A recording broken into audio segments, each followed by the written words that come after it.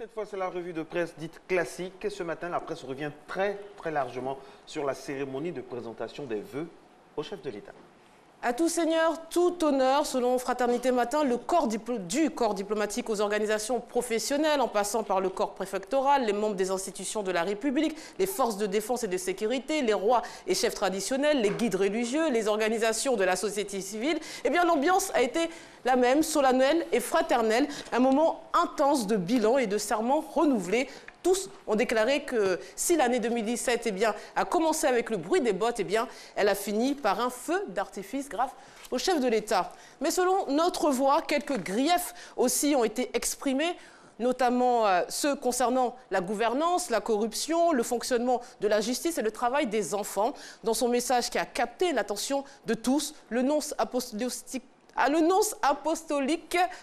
invité Alassane Ouattara à œuvrer à la cohésion sociale à travers le dialogue avec les différentes composantes de la nation, en mettant aussi un point d'honneur au respect des engagements pris et des accords obtenus. Le corps diplomatique accrédité de Côte d'Ivoire a aussi appelé à un dialogue politique plus étendu devant déboucher sur l'implication de l'opposition aux futures élections. Et justement, l'opposant historique au parti au pouvoir a brillé par son absence. Selon l'Inter, la présence du Front populaire ivoirien à la cérémonie de présentation de vœux au président de la République, Alassane Ouattara, aurait été une surprise. Et pour cause, ce parti, malgré sa division, n'a jamais participé à une cérémonie de présentation de vœux au palais présidentiel. Et hier, ni la tendance Aboudraman Sangaré ni celle de Pascal Afine-Guesson ont répondu à l'invitation du palais présidentiel. Qu'à cela tienne, d'autres partis d'opposition, eux, étaient bien présents. Jeune Afrique revient sur la tentative de coup d'État en Guinée équatoriale.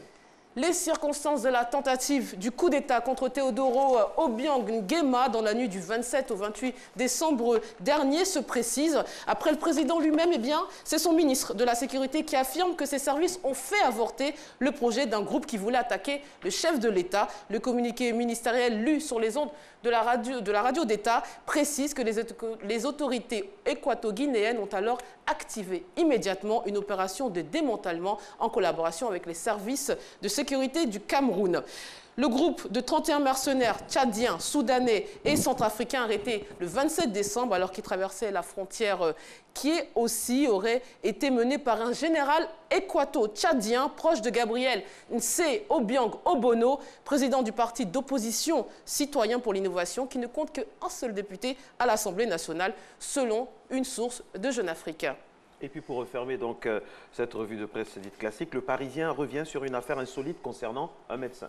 Le 29 septembre dernier, la chambre disciplinaire régionale a sanctionné un médecin pour avoir pris du bon temps avec ses maîtresses dans un lieu censé être exclusivement dédié aux soins médicaux. C'est son ex-épouse qui, peu après le divorce, fait un signalement auprès du conseil départemental de l'ordre des médecins après avoir mis la main sur plusieurs courriels compromettants alors qu'ils étaient encore mariés. Il a été condamné à une interdiction d'exercer pendant une durée de 6 mois, dont 3 avec sursis, et a versé 1 500 € au Conseil de l'Ordre. Son cabinet ne rouvrira que le 13 février, comme par hasard, la veille de la Saint-Valentin. J'espère qu'il a retenu la leçon. Allez, c'est tout pour aujourd'hui. Merci beaucoup, Fatim. Très bon week-end à vous. Merci. Et là, vous allez à la radio. À la radio, super. Et quelle route emprunter pour arriver à destination au plus vite? C'est le point route.